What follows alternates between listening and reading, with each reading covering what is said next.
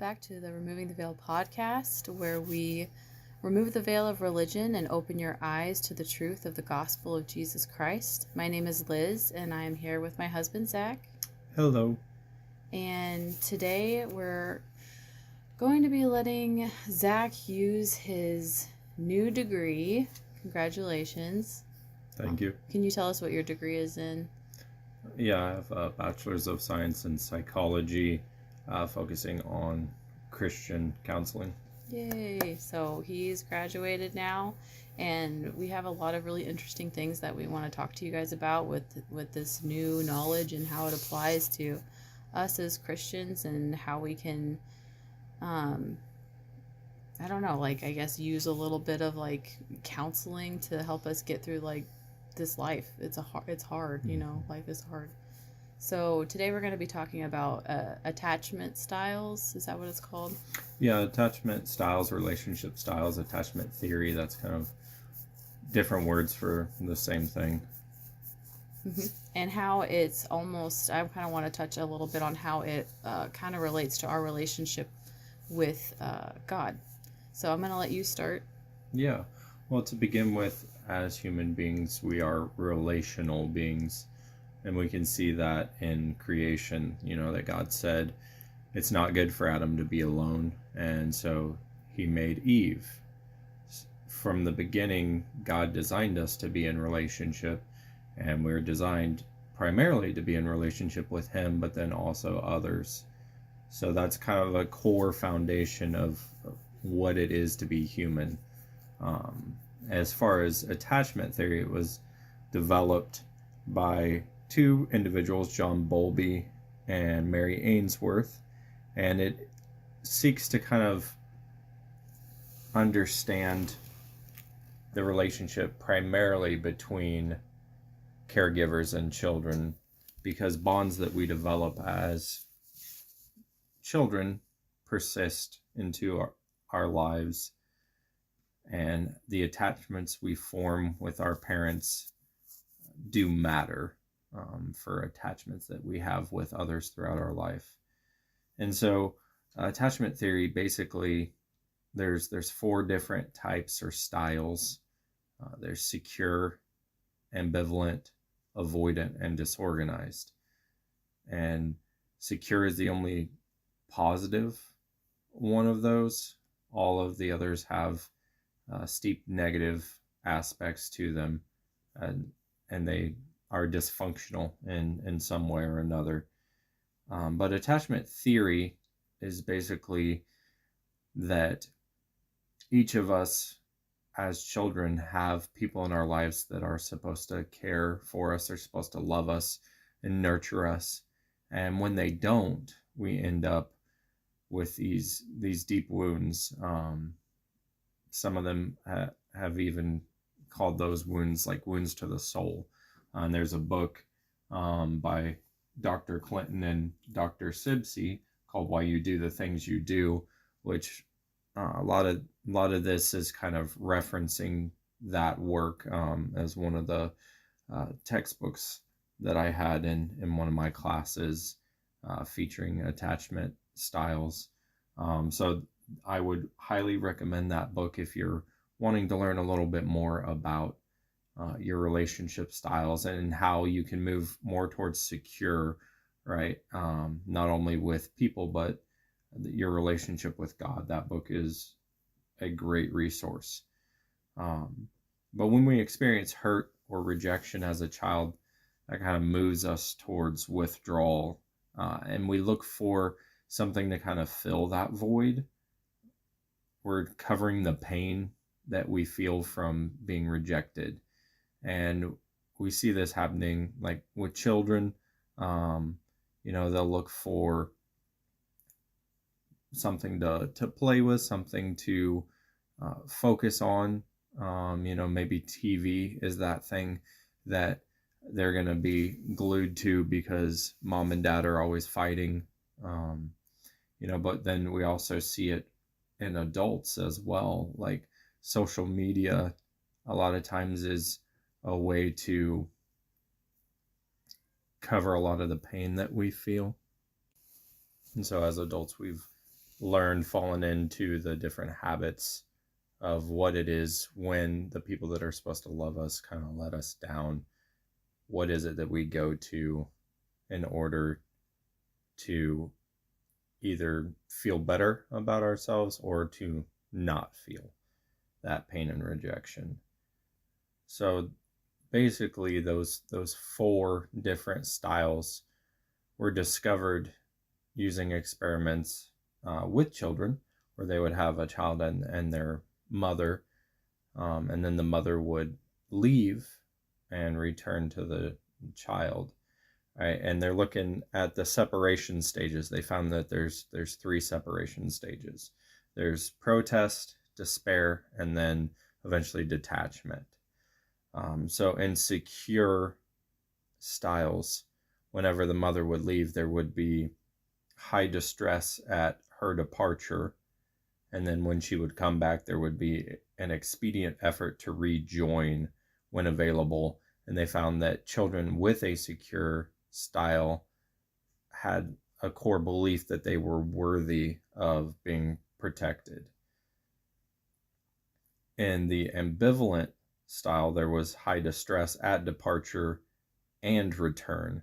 So the child would throw a fit and become very upset when the mother left, but then when she returned, even when embraced, that child would still not calm down and would still, fuss and act out. And so they found that children with an ambivalent style, are not worthy of protection in their belief, and they are violent and loud. With avoidant, there was little to no distress at departure or return. They seemed to almost suppress their feelings, and some core beliefs that they found were self-sufficiency and that caregivers were deemed unreliable. And then with disorganized, lastly, it's inconsistent. So you could have everything across the board, but some of the main underlying beliefs that they found in disorganized children were that they're not worthy of love, they're full of fear, and others are not trustworthy. So obviously sensitivity matters.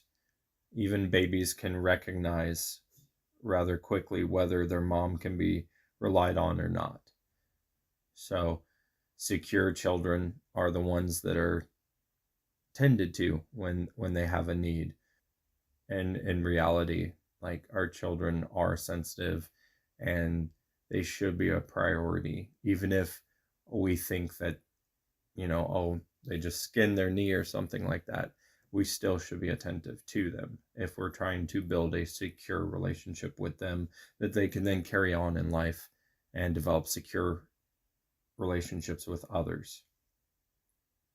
And mothers really meet their children's emotional needs, and they do so through being present, a lot of verbal affirmation, whereas dads meet needs through play action. They are the ones that are wrestling around, taking them on trips and everything. That's kind of mothers and fathers complement each other in developing a secure child. So, a mom needs to be there and needs to be kind of coaching her children, where the dad needs to play with them. And these patterns, as I spoke on, are set during childhood and persist into adulthood with respect to every relationship. There comes a point in children's lives where the mom or dad is kind of replaced with a friend as that like close relationship, and who they think the world of. There comes a point when mom and dad don't know everything like children think, for a while, and where their friends become kind of the most important relationships that they have. And who they choose as friends is going to be impacted by the relationship they have with their parents. And then what they learn from those friendships, good or bad, is also going to continue. But more importantly, the type of relationship style that children have bleeds into the spiritual, right? It's how God is viewed. And so I'm actually going to read part of the book, Why You Do the Things You Do, by Dr. Tim Clinton and Gary Sibsey. I'm reading from page 30. And it's just a study that was done on Christian college students in regards to how they viewed God and their relationship styles. So, interestingly, a study of Christian college students found that those with insecure relationship styles felt anxious, overwhelmed, and angry. Those with an ambivalent relationship style tended to doubt their salvation very frequently, wondering if they had really said the right thing to God when they were saved, or if they had somehow committed the unpardonable sin. Those with avoidant characteristics were more likely to have given up on God and had begun following sinful habits, idols of the heart. The good news is that our early, unhealthy relationship styles don't have to mean lifelong difficulties with relationships. By relying on God's redemptive powers and grace, on our knowledge of why we do what we do, and on a degree of courage, we can both reinforce the positive aspects and overcome the self-defeating tendencies of our personal relationship style. Then we can begin to renew and enrich our relationships with the ones we love. We can experience stronger, more enduring relationships woven together by love and trust. So we're talking about college-age students, adults, that their insecure relationship styles are affecting how they view God.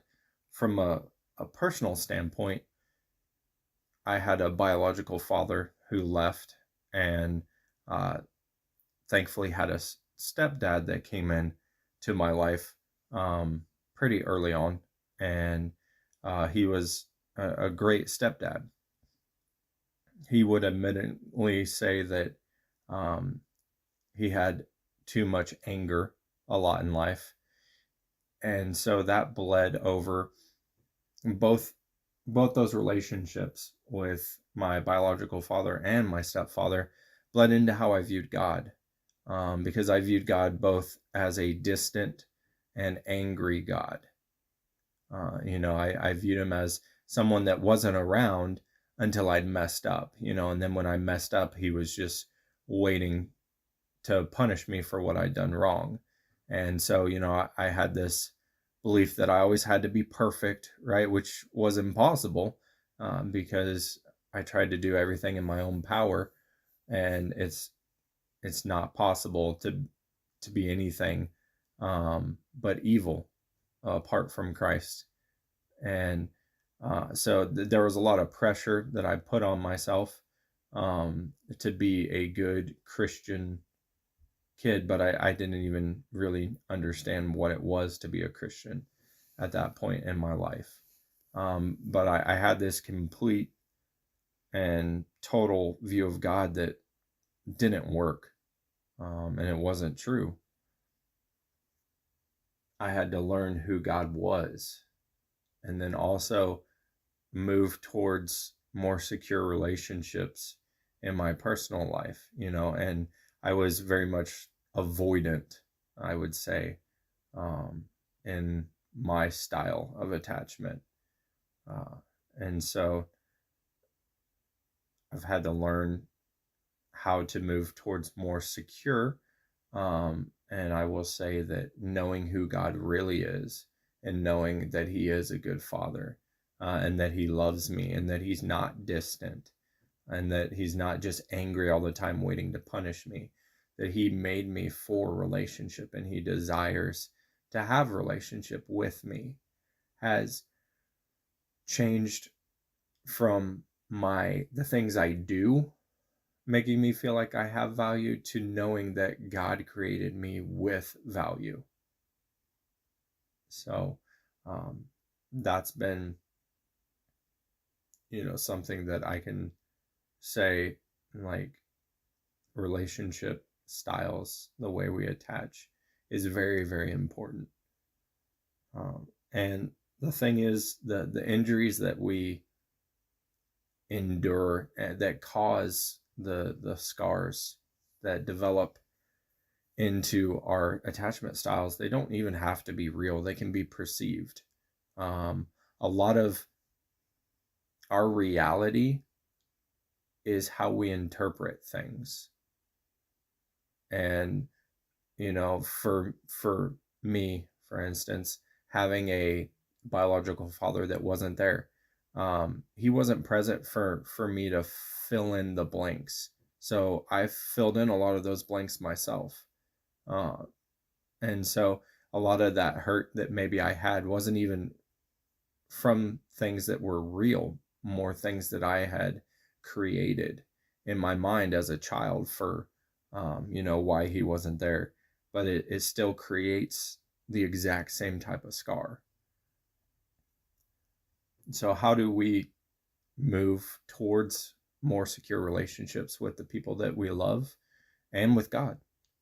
Well, communication. Like, the first step is communication, and good communication, because there's also weaponized communication, right? A lot of times when there is a problem in a relationship, we don't tend to communicate in a conducive way about that problem. We tend to weaponize things. A lot of times we're going to hold something inside, not say anything the first few times until we just explode, and then it's an attack. We're going to criticize someone and tell them, oh, you always do this. You always acted this way. I can't believe that you would do this to me, or I can't believe you would do this to your children. Defensiveness, right? Because on the other side, that person that's taking the criticism is going to put up walls to try and defend themselves. And so, they're going to go on the defense and not really be listening to the heart of what is meant by those comments. They're just going to put up that wall and stop listening, which a lot of times is going to push that criticism into contempt, and where I shouldn't have even ever stayed with you, or I can't believe that I ever thought you would be anyone besides your father, right? To where there's just that venom and that hatred that's applied to that language, which ultimately is going to lead back to that person that was with their walls up. They're going to completely shut down, right? Nothing is going to get through, because now not only are the walls up, but they've retreated completely. Were you the one that was talking about the two different people? One is like a shutdown person, and the other one is like an attack person in a fight. Or was that something else that I heard? So it could have been me. That's something I've looked into a little bit, because I'm very avoidant and shut down. Like, I don't want to fight, so I'm just going to shut down. And that just makes the attack person angrier. Right, exactly. Because they're like, why aren't you talking to me? Yeah, because neither one. So the person that's attacking, they're not getting their message through because they're focusing on that anger, right? Which that's kind of the next thing I'm going to talk about is anger. Mm-hmm. And then the person that is withdrawing also isn't focusing on what really needs to be focused on, because they're just focused on, like, I'm hurt. I don't want to hurt, so I'm going to defend. But anger is not a bad thing. There are reasons to be angry in a relationship, right? If I continually, like, go on trips for work, and volunteer for them and be away from you and the kids all the time, because this is going to get me further ahead in life, and I want to make more money, like, for you and the kids, but I'm not there to be with you, not there to be with the kids. Like, you have a right to be angry with that. And anger is a way to affect change. Instead of inflicting wounds, it requires concrete, actionable items that need to be addressed. So instead of the attack of, oh, you're always doing this, or I can't believe you did this again, you get something that is actionable, something that can be actually worked on and addressed. Of, hey, honey, I'm very upset because, again, you've put work, you volunteered on something that is going to take you away from this family. You said, oh, I'm only going to have this many trips this year, or, oh, I'm only going to work late this week. And now you volunteered to do it again. And so what I would like is for you to turn down the next opportunity that comes up and instead spend time with us, because I'm angry and I'm hurt that you would rather be at work than with us, or whatever it is, out at fantasy football with the guys instead of with us, trying to think of some common things. Even it Golfing. could, yeah. The bar, I know that's something, we don't drink, but I know that's something that causes a lot of issues. And just attacking him and being like, oh, you're just a miserable, like, drunk, like, that's never gonna get anywhere. Now that person probably needs more than what a wife can provide if they're struggling with addiction. That's a whole nother ball game. But using anger as a way to drive change instead of lashing out. That's kind of the goal in relationships. And then the goal is to have also a warm relationship, right? For us with the kids. If we have those warm relationships with them, we're not distant, we're available for them physically, emotionally, that's going to teach them that when times are hard, when things are tough, that where they go, where they turn to when they've got something that they can't handle is relationships, right? They don't turn to Facebook or TikTok or alcohol, drugs, and ultimately what we want is, when things are difficult, they turn to their relationship with Jesus, right? And they rely on him through the storm. And so when it comes to raising children, there's some things to keep in mind that will help them to be in a more warm relationship. And the first is to not be dismissive of negative feelings. Children are going to have negative feelings. They're going to have, at times, rather large negative feelings. It's okay to be sad. During that time, what needs to happen is the parent to come alongside them and help them navigate those emotions, but not to just be dismissive of them. Secondly, would be not only being dismissive, but trying to stop those negative feelings.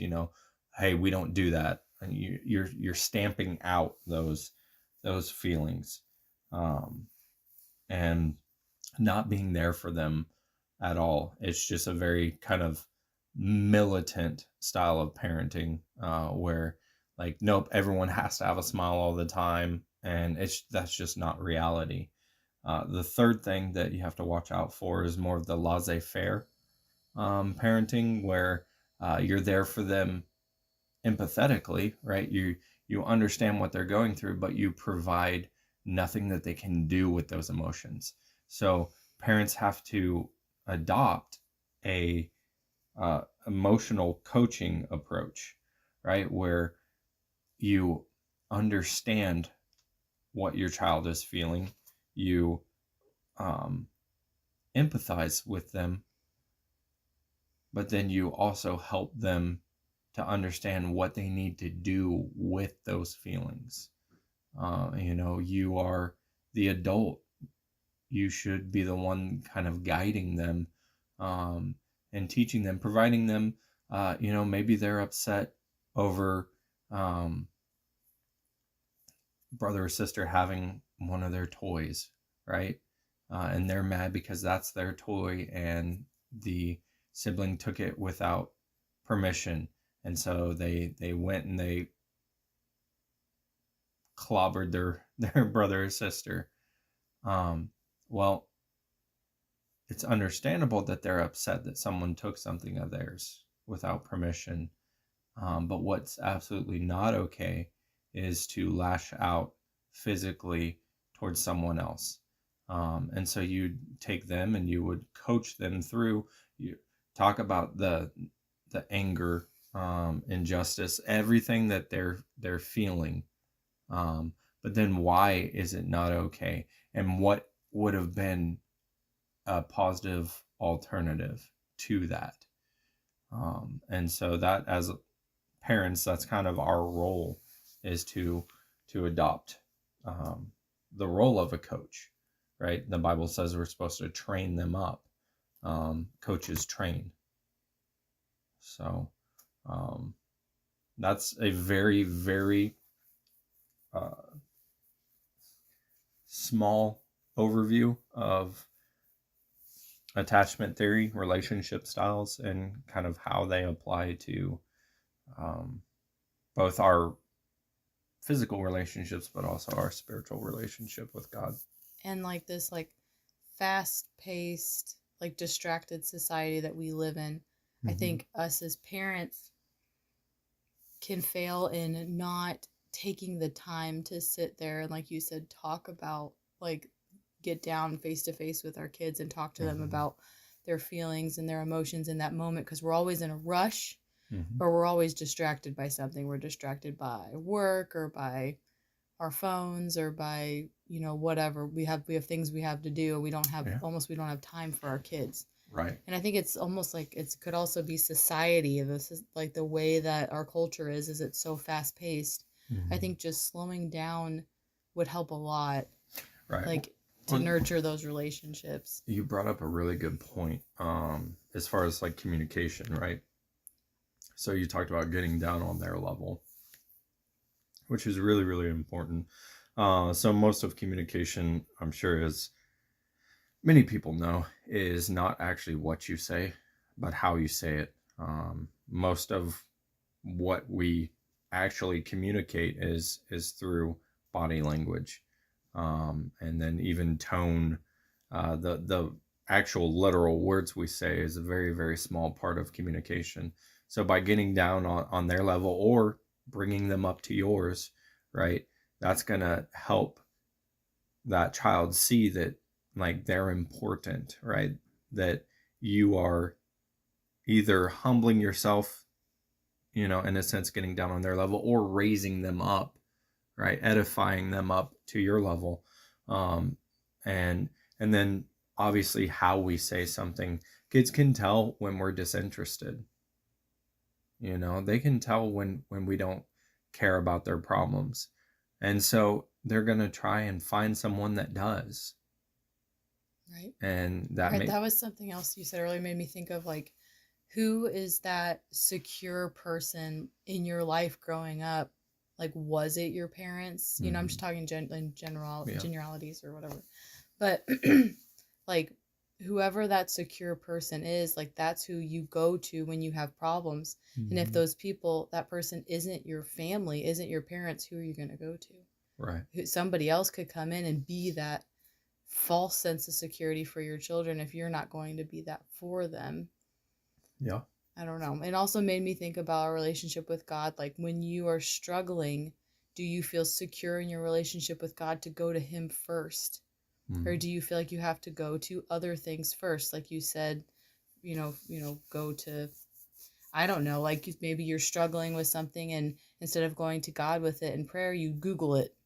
You Google what other people have gone through or something. Right. And it just kind of spirals from there, and you don't really get any closure, and you're just kind of thinking about it. especially for women, we tend to overthink and, about things. And it would be so much easier to just take it to God and leave it there if we could trust him. Like, really, that's what faith is. It's about our level of trust to our God. Right. And so I listened to my Bible study, I think it was this morning or yesterday. And the person who does it, her name's Tara Lee Cobble. She said something, and I just thought it was really profound. It actually made me cry.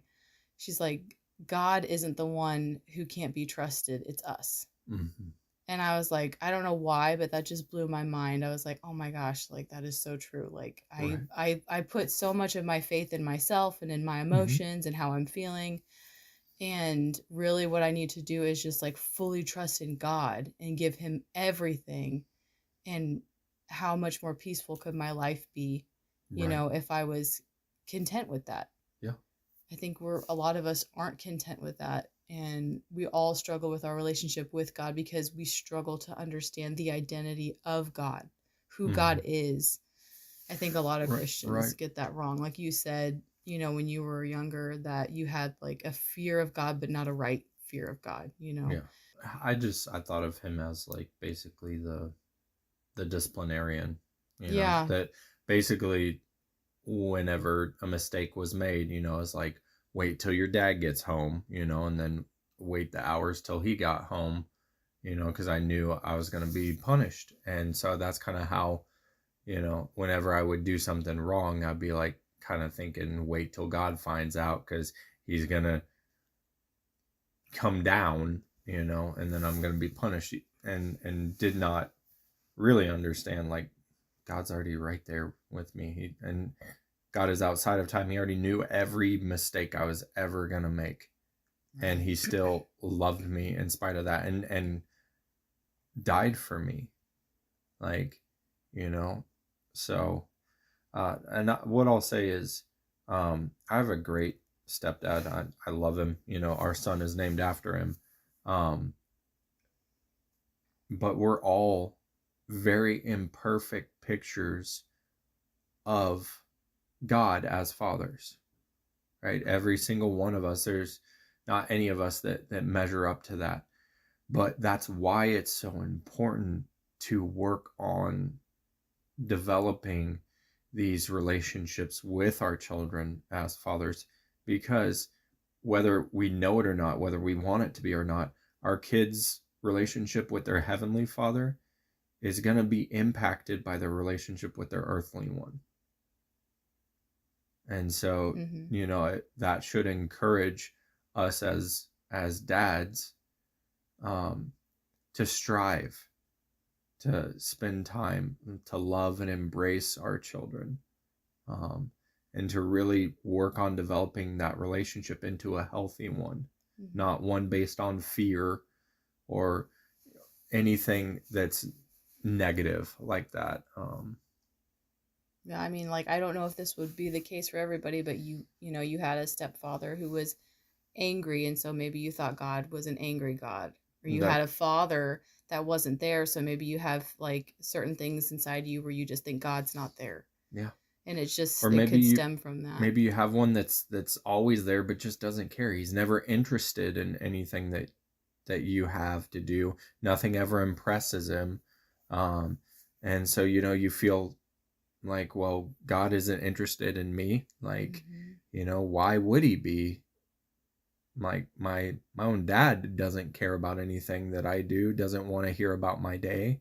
But the reality is that God is interested in everything that we do, even the small things, even the things we don't think that he would care about, because he's God. Right. He cares about the intricate details of our lives. He is a father to the fatherless. He is the ultimate father for anybody who doesn't even have a father or understands what a father would be.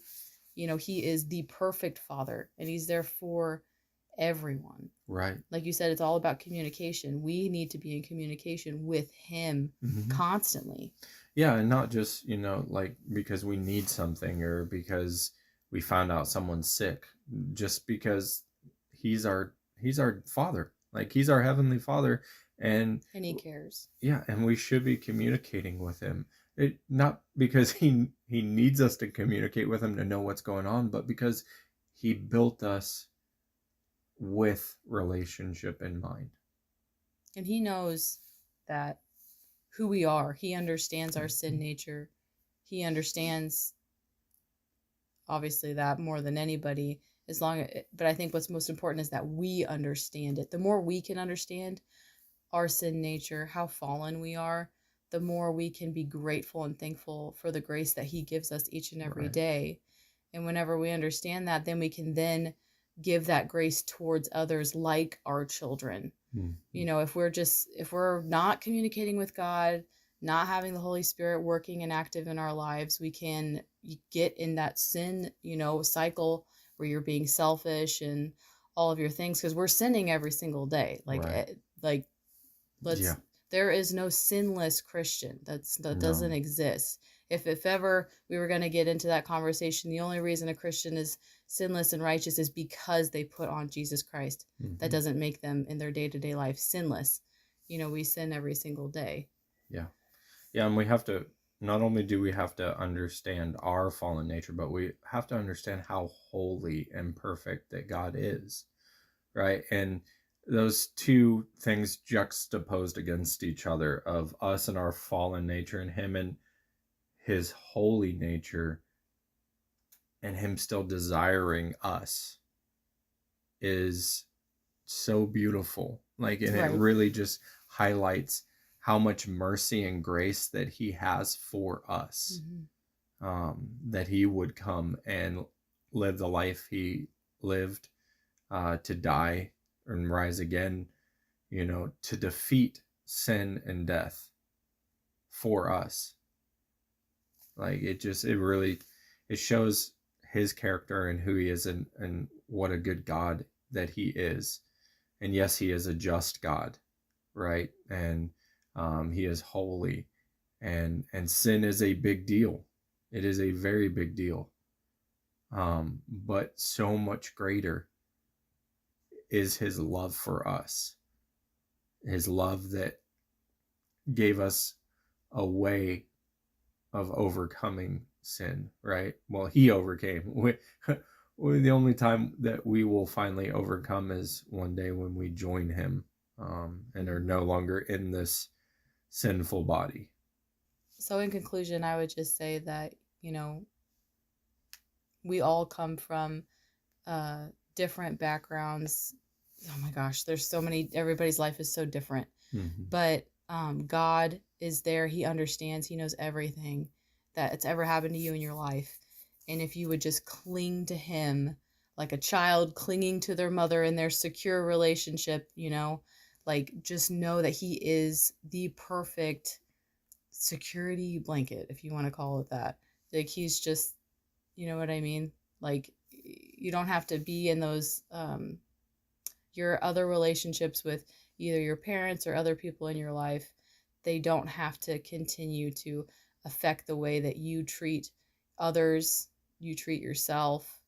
God can restore you and make you a new person as long as you are communicating with him and come to him, right? Through Jesus. So anyways, I guess that's it for today. And thanks for being on. No, I'm just kidding. You're going to be on forever, right? Yeah.